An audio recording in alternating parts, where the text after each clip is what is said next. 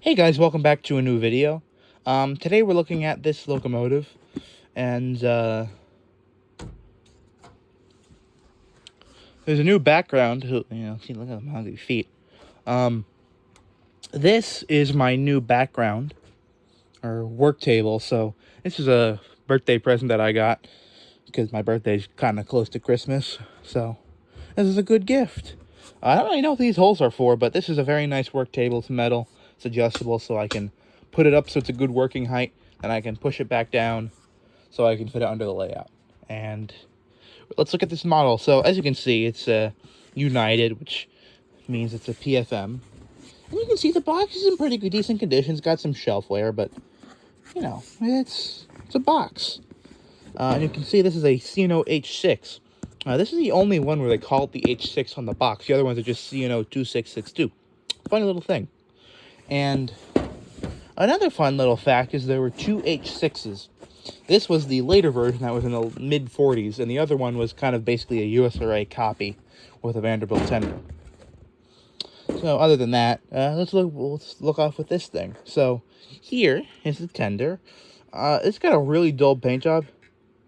It's on there, which means this is going to be a pain in the butt strip, but we'll get to that bridge when we hit it.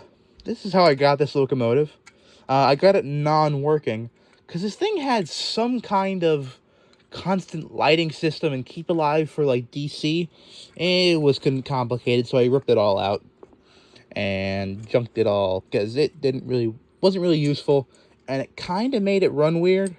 So especially on DCC, did not like it. Well, I actually did that before I figured out that the trailing truck was in the wrong way, so that was causing it to short. So now I don't have that problem, because I just basically spread the truck and then closed it and then put the wheel the right way. And this was the last version of the H6 that PFM made, to my knowledge. This is the last production sample.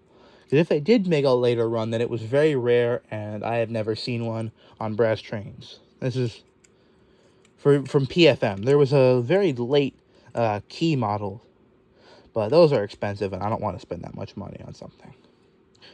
And this thing is kind of really dusty, but I got a good price on it, and I'm really happy, because really the only problem is that this is missing. But because I have access to a lot of parts, don't really have to worry about that.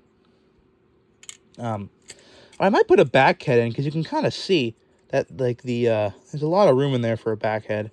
And I will be putting a new CAN motor in this thing, putting DCC and sound eventually.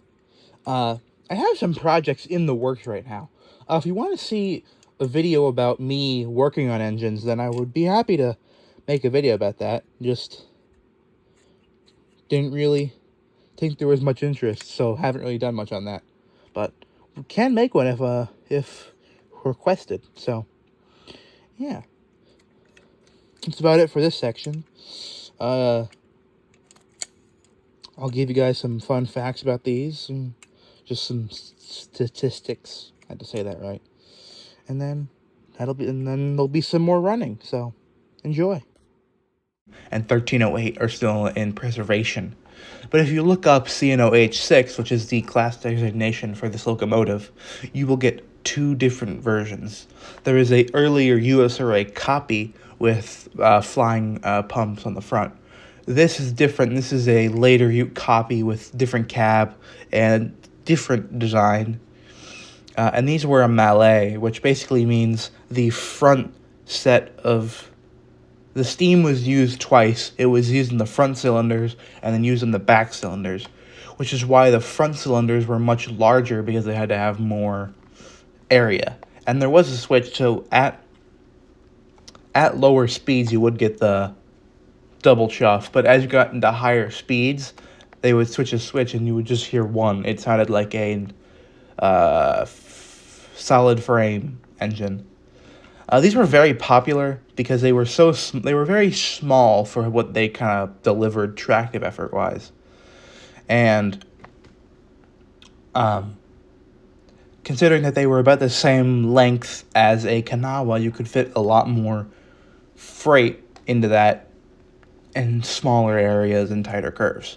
So these had, when they were simple articulateds, they had 100,000 pounds of tractive effort, and when they were compounded, like when they were reusing the steam, they only had 78,000. So there was a pretty big drop off, but the simple was to start off the engine. So without further ado, enjoy some running of this video and have a good day or night whenever you're watching this.